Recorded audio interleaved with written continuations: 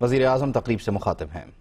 امین اسلم آپ کو، زرتاج گل آپ کو، اور ساری جو ہماری کلائمیٹ چینج کی منسٹری ہے، میں آج آپ سب کو خراج تحسین پیش کرنا چاہتا ہوں کہ آپ نے پہلے تو یہ سوچا اس کمپٹیشن کا، یہ شہروں کے اندر کمپٹیشن، اور پھر جب شہروں کے اندر کمپٹیشن تو اس کا مطلب جو شہروں کے ایڈمنسٹریٹرز تھے، ڈپٹی کمشنرز، ان کے اندر کمپٹیشن، اور پھر آپ نے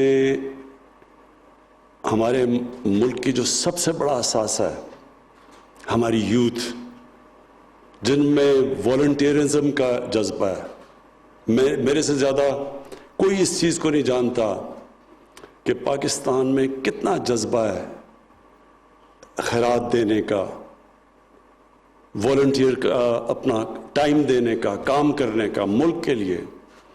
ہم ایک بڑے خوش قسمت قوم ہیں، اور ہمیں اپنی خود طاقت کا بھی نہیں پتہ، کیونکہ ہم اللہ میں ماننے والے ہیں۔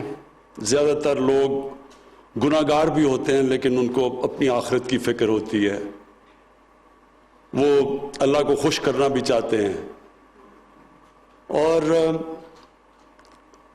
ایسے جب لوگ ہوتے ہیں تو ان کے اندر ایک وہ چیز ہوتی ہے جو کہ بالکل بڑے کم لوگوں میں نے دیکھا ہے، جو اللہ میں نہیں مانتے، ان میں نہیں ہوتی وہ، کیونکہ آخرت کی فکر ہوتی ہے۔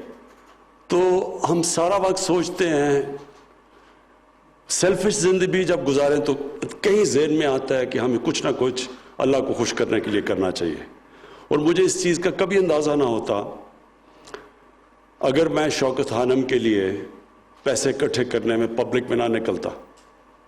جب میں پبلک میں نکلا تو تب مجھے اندازہ ہوا کہ وہ لوگ جن کے پاس کچھ بھی نہیں تھے پیسے، وہ بھی شرکت کرنا چاہتے تھے۔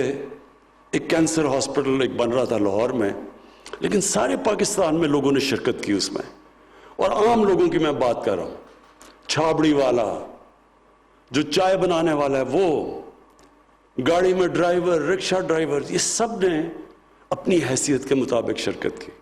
تو میں بڑا حیران ہوتا تھا کہ یہ کیوں بیچاروں کے پاس اتنا زیادہ ہے بھی نہیں، تو یہ کیوں ہی شرکت کرتے ہیں؟ تو ساروں نے آخر میں یہ کہا کہ جی ہم اپنی آخرت کے لیے کر رہے ہیں، ہم اللہ کو خوش کرنے کے لیے کر رہے ہیں۔ تو میں نے تب ریلائز کیا کہ بہت بڑی طاقت ہے ہمارے ملک میں، جس کو ہم استعمال نہیں کرتے۔ ہمیں پتہ نہیں ہے کہ ہم کتنی ایک عوام کی طاقت کے اوپر بیٹھے ہوئے ہیں، اور وہ کیوں ہم اس کو استعمال نہیں کر پائے؟ کیونکہ ہماری گورنمنٹ اور عوام کے اندر ایک بہت بڑا گلف ہے، ایک بڑی گیپ ہے۔ تو جب بھی ہم، اور میں نے اپنی زندگی میں دیکھا ہے، جب بھی گورنمنٹ نے اور عوام نے ایک طرف راستہ پکڑا ہے، ایک آبجیکٹو کی طرف گئے ہیں، ملک وہ کام کر چکا ہے اور کر سکتا ہے جو ہمیں خود بھی نہیں اندازہ۔ تو یہ جو انیشیٹو ہے، یہ بڑا امپورٹنٹ انیشیٹو ہے ہمارے مستقبل کا۔ پہلے تو ہم سب کو یہ پتہ ہونا چاہیے کہ ہمارے نبی صلی اللہ علیہ وسلم کی یہ حدیث ہے کہ آدھا ایمان صفائی ہے آپ کی۔ میں جب کتاب پڑھ رہا تھا، کتابیں میں نے پڑھی کہ جب کروسیڈرز، جب پہلی دفعہ ان کا ٹاکرا ہوا مسلمانوں سے آج سے 1000 سال پہلے، تو ان کے میں اکاؤنٹس پڑھ رہا تھا۔ تو وہ جو مسلمان تھے تب کے، وہ جب ان کو دیکھتے تھے، وہ جو یورپینز جب یہ جو کروسیڈ کرنے آئے تھے یورپ سے، تو وہ کہتے تھے کس طرح کے جنگلی لوگ ہیں، کہتے تھے نہاتے نہیں ہیں، یہ صاف لوگ نہیں ہیں۔ اور وہ دوسری طرف کہتے تھے کہ یہ پہلی دفعہ انہوں نے حمام دیکھے جدھر لوگ نہاتے تھے، صفائی تھی۔ تو بڑا کانٹراسٹ تھا دو سیولائزیشنز کے بیچ میں، کہ صفائی تھی، صاف ستھرے لوگ تھے، اور ان کے مقابلے میں وہ جنگلی ان کو کہتے تھے۔ لیکن بدقسمتی سے آج اگر آپ یورپ میں جائیں، اور تو چھوڑیں سوئٹزرلینڈ میں جائیں، جرمنی میں جائیں، تو آپ حیران ہو جائیں گے کہ انہوں نے کس طرح اپنے ملکوں کو صاف ستھرا رکھا ہوا ہے۔ اور ہم، اللہ نے ہمیں وہ ملک دیا ہے، میں بار بار اپنے لوگوں کو کہتا ہوں، کیونکہ ہمارے زیادہ تر لوگ جو حکمران رہے ہیں ان کو پتہ ہی نہیں ہے پاکستان کا. کسی نے پاکستان ایسے نہیں دیکھا جو میں نے دیکھا. کوئی پاکستان کا حصہ نہیں ہے جس میں میں نہیں گیا. سارا بلوچستان سے لے کے کونوں میں، سارا سندھ، اندرون سندھ، گاؤں، پنجاب، ناردرن ایریاز، قبائلی علاقہ، یہ سب میں پھرا ہوں. میں آپ کو یقین دلاتا ہوں کہ شاید ہی اللہ نے کسی ملک میں اتنی نعمتیں اپنی بخشی ہیں جو پاکستان کو اس نے بخشی ہیں. ہم نے ان نعمتوں کی قدر نہیں کی اب تک. میں نے اپنی آنکھوں کے سامنے پاکستان کے جنگلات تباہ ہوتے دیکھے. ہم نے اپنی زندگی میں دیکھا ہے کہ جو پشاور تھا اس کو کہتے تھے سٹی آف گارڈنز. پشاور کے اندر ہم نے تباہی دیکھی آہستہ، ان پلانڈ سیٹلمنٹ، درخت اڑتے دیکھے ہیں. لاہور، میں تو لاہور میں بڑا ہوا ہوں. لاہور کے اندر یعنی ایسی صاف شہر تھا لاہور. ہم تو جدھر زمان پاک میں رہتے تھے وہ تو ایسے تھا کوئی دیہات تھی. ہم تو وہاں بڑے کھیتوں میں آرام سے، بلکہ جب مال روڈ سے H S N college cross کرتے تھے ٹیمپریچر ڈراپ ہو جاتا تھا کیونکہ وہاں ساری ہریالا تھا. پانی نلکے کا پانی میٹھا تھا، اور پشاور کا پانی تو لوگ منرل واٹر سمجھ کے سارے پاکستان میں پیتے تھے، ایسا صاف پانی تھا. تو یہ جو تباہی آئی ہے یہ ہم نے اللہ کی نعمتوں کی قدر نہ کر کے ہم آج یہاں پہنچے. لیکن اللہ نے انسانوں کو اتنی قوت دی ہے، جو انسان کی جو ول ہے، جب ایک انسان فیصلہ کر لیتا ہے تو انسان کچھ بھی کر سکتا ہے. لیکن سب سے پہلے وہ ارادہ کرتا ہے، وہ مینٹلی سوچتا ہے کہ میں نے ایک تبدیلی لے کے آنی ہے اپنی زندگی میں. اور اس میں قرآن کی آیت ہے کہ اللہ کبھی کسی قوم کی حالت نہیں بدلتا جب تک وہ قوم خود اپنی حالت بدلنے کی کوشش نہ کرے. تو یہ جو کلین گرین کا ہم نے فیصلہ کیا ہے، جو ہم نے اپنے سامنے اپنے شہروں کو تباہ دیکھا ہے، کچرا، گندگی. کراچی کیسا ہوتا تھا؟ کراچی آپ جاؤ، گندگی کے ڈھیر لگے ہوئے ہیں. سمندر میں سارا ہم سیوریج پھینک رہے ہیں کراچی کا. وہاں مچھلیاں، وہاں بیچارے جو مچھیرے تھے وہ بہت اندر جانا پڑتا ہے ان کو مچھلی پکڑنے کے لیے، کیونکہ وہاں مچھلیاں ختم ہو گئی ہیں جدھر جدھر وہ سارا گند جاتا ہے. اور جو آب و ہوا ہے، میں تو لاہور کی بات کر سکتا ہوں. لاہور کے اندر جس طرح کی اس وقت پولوشن آتی ہے، یہ اس مہینے میں اکتوبر میں اور نومبر میں، کیونکہ لاہور میں پچھلے 20 سال کے اندر 70% درخت کٹ گئے ہیں لاہور میں. صرف آپ گوگل کر لیں کہ 20 سال پہلے لاہور کیا تھا اور اب دیکھیں تو 70% وہاں کا گرین کور ختم کر دیا ہے. اس کا مطلب کہ جو درختوں نے جو آکسیجن دے کے پولوشن کم کرنی تھی وہ پولوشن پھیل گئی ہے.